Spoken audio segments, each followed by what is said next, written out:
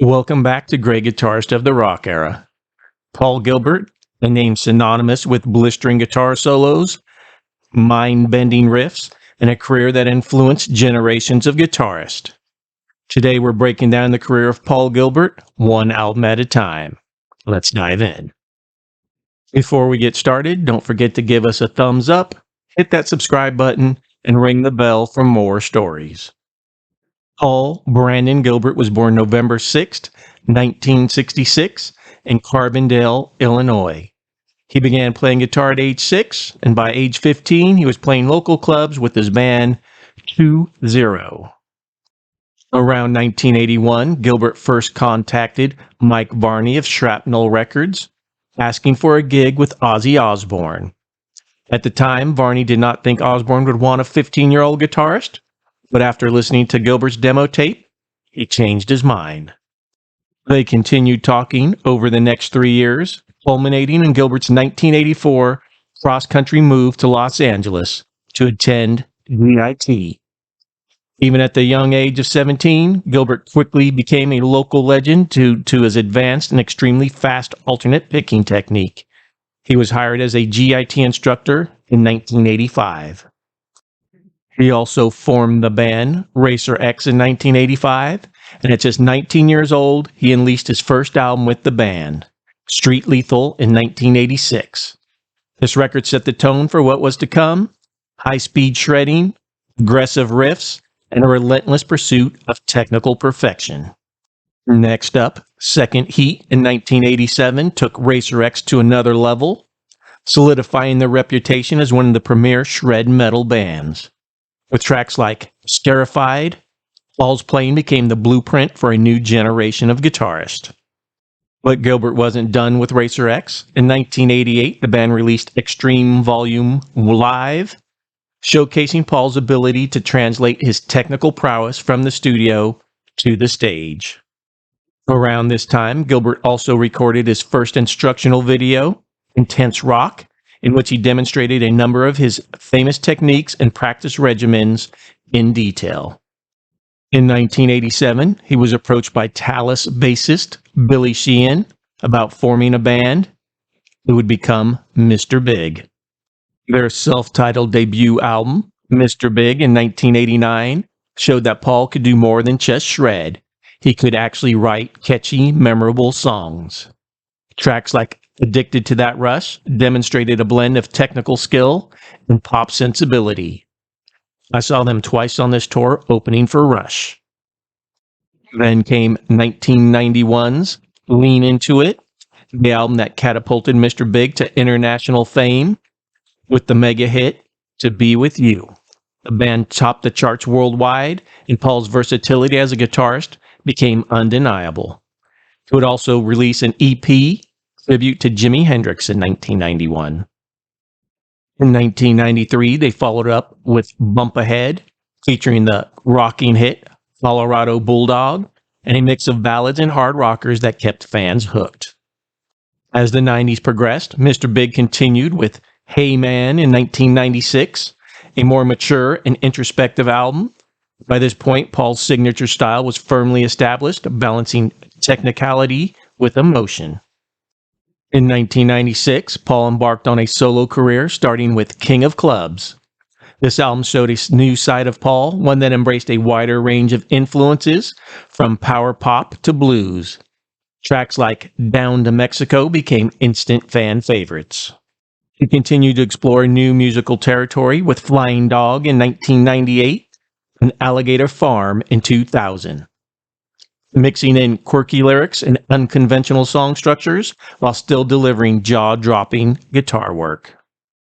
Between these two albums, he would reunite with Racer X and release the albums Technical Difficulties in 1999, Superheroes in 2000, and Getting Heavier in 2002. These albums reminding everyone that Paul could still shred with the best of them. Then in 2002, Paul released both Raw Blues Power with his uncle, Jimmy Kidd, and Burning Organ. The latter, a high-energy album that brought his love for classic rock and shred back into the spotlight. With tracks like My Religion, this album is a must-listen for any Gilbert fan. In May 2003, Gilbert performed twice with the project Yellow Matter Custard, a Beatles cover band consisting of Mike Portnoy, Neil Morse, and Matt Bissonette. Gilbert rejoined Portnoy along with Dave LaRue and Daniel Gildenlow for a Led Zeppelin tribute called Hammer of the Gods in November of 2003. 2003 saw Gilbert Hotel and Spaceship One was released in 2005. In September 2005, he joined Portnoy again with Sean Malone and Jason McMaster in the Rush tribute band Cygnus and the Sea Monsters. In May 2006, he joined Portnoy, Gary Cherone, and Billy Sheehan to form Amazing Journey, a tribute to The Who, playing 3 shows. His 2006 album, Get Out of My Yard, was a game changer, entirely instrumental and a showcase of his incredible guitar chops. The title track became an anthem for guitar players worldwide. He would release another EP, Tough Eskimo, in 2007. From there, albums like Silence followed by a Deafening Roar in 2008. The album United States in 2009 is a collaboration with singer Freddie Nelson. And Fuzz Universe in 2010 continued to push the boundaries of guitar music, combining speed, melody, and complex compositions. And of course, there were Mr. Big reunions as well. The album What If in 2010 with the song Undertow. In February 2011, Yellow Matter Custard reformed for 3 shows. The solo album by Brado was released in 2012. And another Mr. Big album, The Stories We Could Tell, in 2014, brought the band back together, proving that the chemistry was as strong as ever. Stone Pushing Uphill, initially only available in Japan, was released in the United States in August of 2014. And let's not forget his more recent work, I Can Destroy in 2016, Mr. Big's Defying Gravity in 2017, and Behold, Electric Guitar in 2019, all showed that Paul Gilbert is still at the top of his game, blending rock, blues, and jazz influences into a sound that's uniquely his. Werewolves of Portland was released in 2021, and the Christmas album, was also released in 2021. His latest release is the Dio album in 2023, an instrumental covers album of Dio songs. When interviewed about his musical influences, Gilbert cites Randy Rhoads, Eddie Van Halen, Yngwie Malmsteen, Tony Iommi, Alex Lifeson, Jimmy Page, Robin Trower, Richie Blackmore, Pat Travers, Gary Moore, Michael Schenker, Judas Priest, Jimi Hendrix, and Kiss.